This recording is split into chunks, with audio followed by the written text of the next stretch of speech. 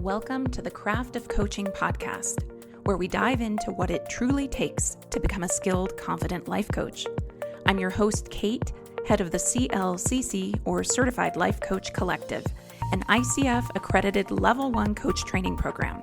We combine courage, coaching, and community to offer you more than just a training program, but a life-changing experience where you use your own personal transformation as the learning ground for supporting your clients. On this podcast, we explore how you can use coaching skills to support your clients or expand your own growth, all grounded in evidence-based coaching practices. Learn more about our program and get free resources for becoming a life coach at teamclcc.com. And now, here's today's episode. Welcome, everyone. Today we're going to be talking about how to go deeper with clients. Specifically, how in coaching are we working with emotions? It's actually a pretty hot topic in the coaching industry, and there are definitely differing opinions on whether emotions or the exploration of emotions even belong in coaching at all. So if you are considering becoming a life coach and wondering how do we work with emotions when they show up in coaching, maybe you've heard before coaching is about goals, therapy is about emotions. If you're already a coach and you want to get better at integrating emotional work into your coaching, this episode is for you. So I'm going to give you my take as well as some suggestions on how to navigate this terrain when it comes up in coaching. And I want to just start with the elephant in the room, or the big question, which is this question that gets asked: should coaches be working with emotions in their client sessions at all? And to give you a little bit of a background, this is something that has been changing in the industry. For sure, when I started as a coach in 2006, there was this really dominant idea that goals were for coaching, coaching's about the future, emotions are for therapy, therapy's about exploring the past. And some coaching schools and coaching practitioners do say emotions belong solely in therapy. Therapy's about exploring your emotional stuff. Coaching is about making progress. In the Certified Life Coach Credential Program, CLCC, which I direct and where I developed the methodology, we approach this topic differently. I'm just going to say this. There's no human being who isn't an emotional creature. If we want to help our clients, we need to be willing to work with emotion. And of course, I can't speak for everyone in the world, but I personally have never gone 24 hours without experiencing some kind of emotional state. Have you? Right? Like unless somebody's in a coma, you are experiencing lots of different emotions as a day goes on. And usually what makes coaches uncomfortable in terms of working with emotion are the so-called negative emotions, which I say so-called because I think that's a pathology that we tend to put on the very human experience of these emotions. The so-called negative emotions being grief, sadness, anger, frustration. And so for today, I'll use that term negative emotions just for the ease of reference, but it's worth noting that in our program, at least, we specifically talk with our coaches in training about how to not pathologize negative emotions. Because here's the thing. These emotions of grief, sadness, anger, frustration, fear, nobody can avoid them. For instance, there is no such thing as being fearless. Fearless is something that people try to sell. It's all over sales pages, but it's not real. No one takes a big risk and feels zero fear. And courage is not about being fearless. I define courage as feeling your fear, diving in anyway, and transforming through that process. And I want to be really clear that when I say feel your fear and dive in anyway, I'm not talking about feel your fear and just override it, quash it, shove it down. No, feel your fear because it's a very real part of your life experience. Dive in anyway. Dive in as in dive into the fear itself. Explore it. Get curious about it. Dive into taking action despite fear because that's how you're not going to stay stuck. Dive into self-awareness. Dive into the totality of your human experience. Feel your fear, dive in anyway, and transform through that process. So if you are listening to this and you think about the last 24 hours of your life and you notice that you have felt any anxiety, sadness, fear, frustration within the past 24 hours, guess what? You're normal. And also, guess what? Your clients have felt those things too. That's why we need to work with emotions. And it's kind of funny, isn't it, that we try to separate emotions like this as if we're not all just swimming in the soup of being human, you know? So let's stop pretending that clients only bring the easy emotions like happiness and celebration and contentment to coaching, and that anything that is so-called negative or difficult or challenging should be solely reserved for therapy.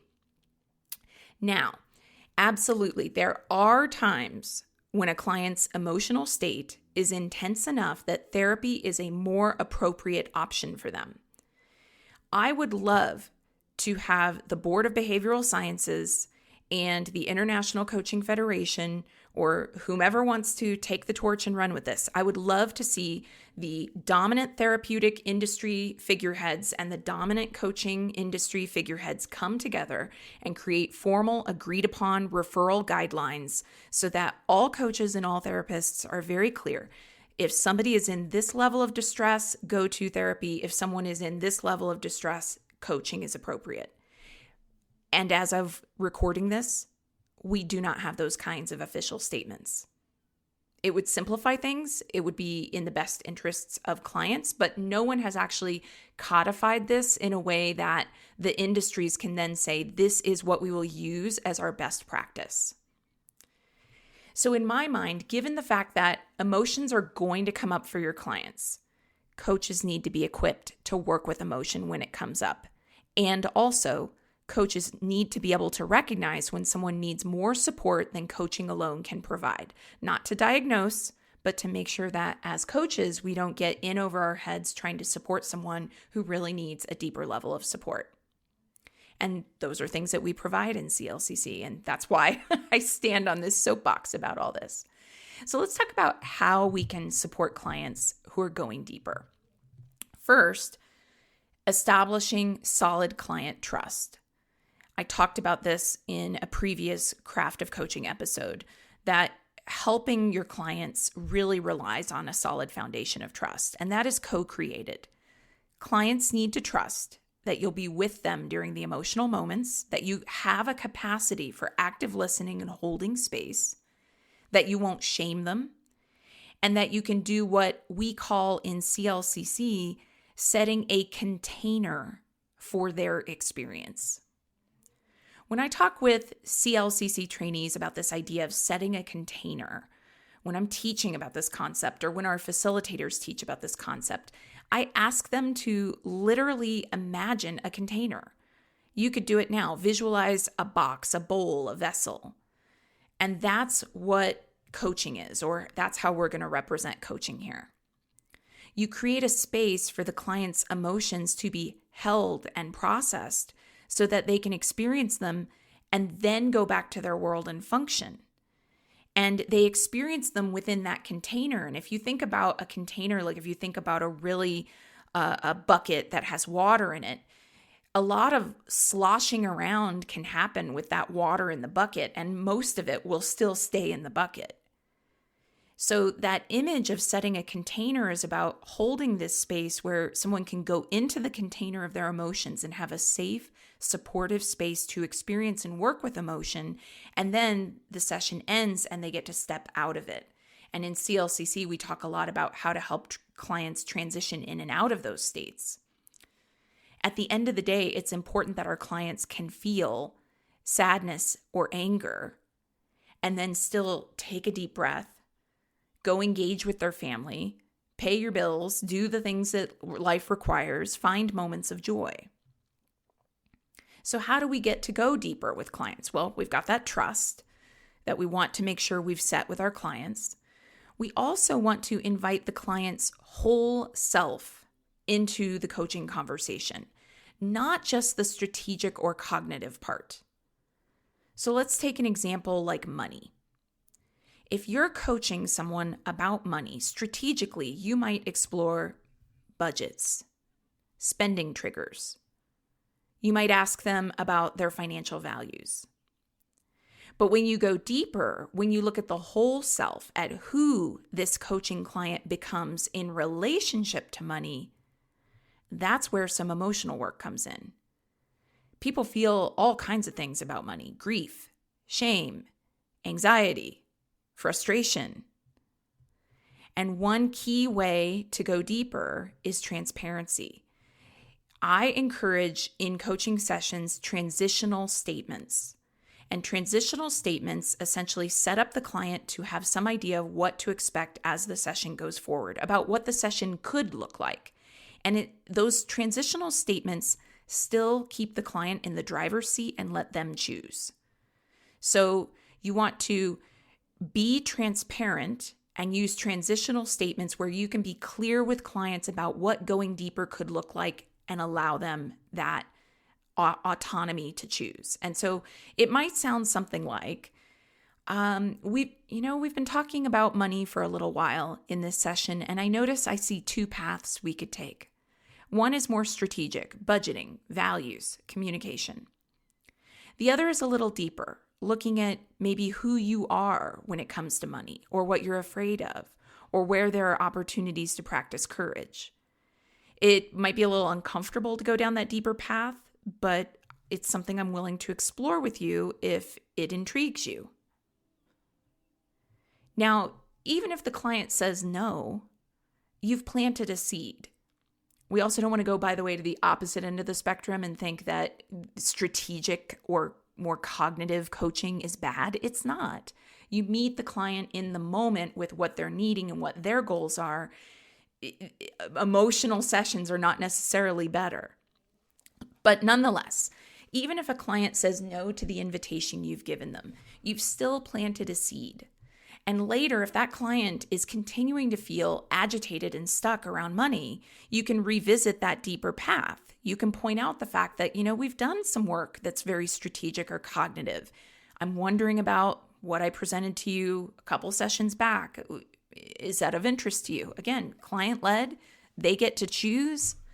You get to help set that container for what is possible to explore in the coaching session. Now, let's say, though, that a client does want to go deeper. Now, for you as coach setting that container, you'll want to talk about how that client can communicate with you when something is too much. You want to give them some guidelines for how they can let you know, this is a lot for my system, this is too much. Let them know that they can pause, they can breathe, say, you know what, I actually want to pause here. Give them permission and, in fact, give them sample ideas or ask them to generate their own for how they can opt out of an emotional process if it just isn't where they want to go or if it's feeling like a lot. You as a coach are also going to need some skills with how to recognize when your clients are becoming too overwhelmed somatically in their body. The big thing that I listen for is the breath. Crying alone, to me, in a session is not a red flag. There are definitely some coaches, crying is very uncomfortable for them. This is where self-awareness comes in, and maybe you need to expand some of your capacity because crying is healthy. It releases cortisol. It's normal. But if I hear a client with a lot of rapid, shallow breathing, that tells me that the nervous system is getting extremely activated. And that's when I might intervene by asking a question like, let's take a moment and pause. Let's just be with what's coming up. I might ask the client, are you sitting right now? And if the client is sitting, I might ask, do you think you could stand up? And the reason I might do that is because if somebody is experiencing a really strong nervous state interaction, or activation rather, not interaction, but activation, and they are just getting way too into like having trouble breathing, crying really heavily, things like that, that combination, having the client physically change their body, like if they're sitting, stand, if they're standing, asking them to sit, asking them to look out a window, asking them to look at their own two hands, something that gets them to not just focus on the crying and the breathing that is dysregulated can help them to come to more regulation. Just a small shift like that can help a client regain some more regulation. So within a session, couple things just to recap. You really want to make sure that you've created trust with clients, and in particular, that you yourself have a skill set of setting a container for the client's experience. You also want to make sure that you're inviting the client's whole self into the conversation. You want to make sure that you're using transitional statements that are about getting permission. So you're not just moving into it without the client's permission, assuming for the client that emotional processing is what's best for them. Don't make those assumptions. The client needs to choose what's best for them. And you also want to make sure you communicate with your client about how they can indicate to you that something is too much, and you want to have some ideas and some skills with recognizing when your clients are extremely dysregulated and have some ideas for how you can bring them back to regulation. So all of those pieces are going deeper with clients in the session. And guess what? Going deeper with clients is not just about what happens in a session, it's also about what happens for the client after the session. Dr. Brené Brown, very familiar to most people in the personal growth and development field, she talks a lot about this concept. I love that she named it a vulnerability hangover. And it's kind of like a real hangover with alcohol. You drink too much, you feel crappy later. Sometimes when someone gets really vulnerable, later they feel crappy in the form of feeling overexposed, feeling embarrassed. A client might think things like, what did I just share with this coach across the phone line? They might start second guessing themselves. They might start feeling like, oh my God, I'm so embarrassed. I was so overdramatic. So one of the ways in which we train our coaches to really support clients in processing deeper emotions is to also have a conversation about post-session integration. So, how do you support post-session integration? There are a couple of things that are important to help people to transition out of those more intense emotional states. There are things that I suggest for clients. I do this collaboratively in the session, discussing with them what they want to do, but suggestions you can make if the client is feeling like they don't have ideas could include things like intentionally going to the kitchen, drinking a full glass of water. That might seem like, what? But at the same time, think about it. Think about the last time you were crying. Just that kind of settling feeling that you can have after a cry, drinking some water can be really helpful. Taking a walk, calling a friend, journaling, even just taking a few deep breaths. When a client has a very strong, dysregulated emotional state come up during a session, I do all of the things I've been discussing, and then I actually take it upon myself to follow up 24 hours later. And to me, that's just part of the work. I know there are some coaches who would kind of be like, well, I shouldn't have to follow up with clients.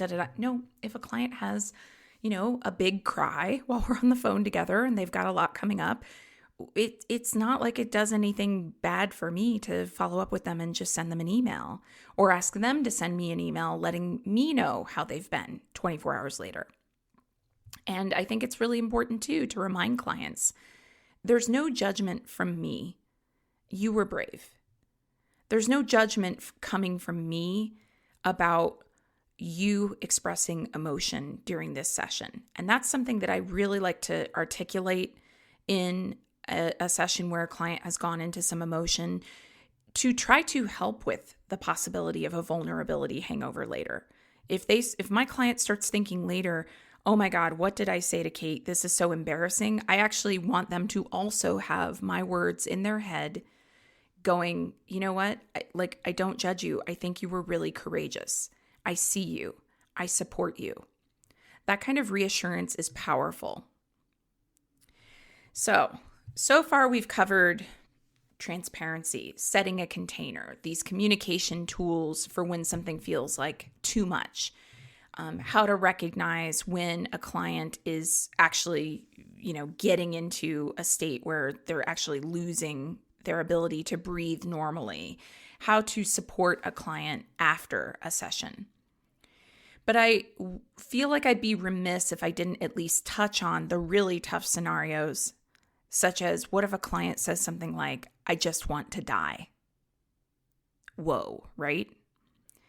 That is intense and it can be scary. And I want to also say that in terms of being a coach, it's common.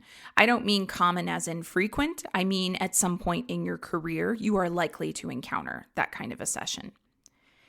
And what we teach in CLCC is that this is actually where you as a coach, your client intake and client agreement are critical.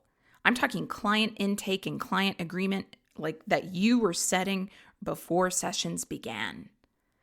So for instance, in your pre-session questions, do you ask about your client's past mental health history?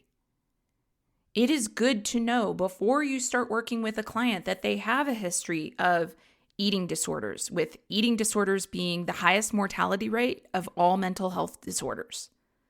It is important for you to know if they are bipolar. It is important for you to know if they have depressive episodes, because that doesn't necessarily mean that you can't work with them as a client if they have that in their history.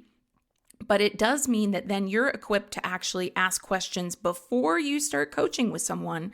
And these are questions I would ask that are things like, if you had a relapse, do you give me permission to reach out to your therapist?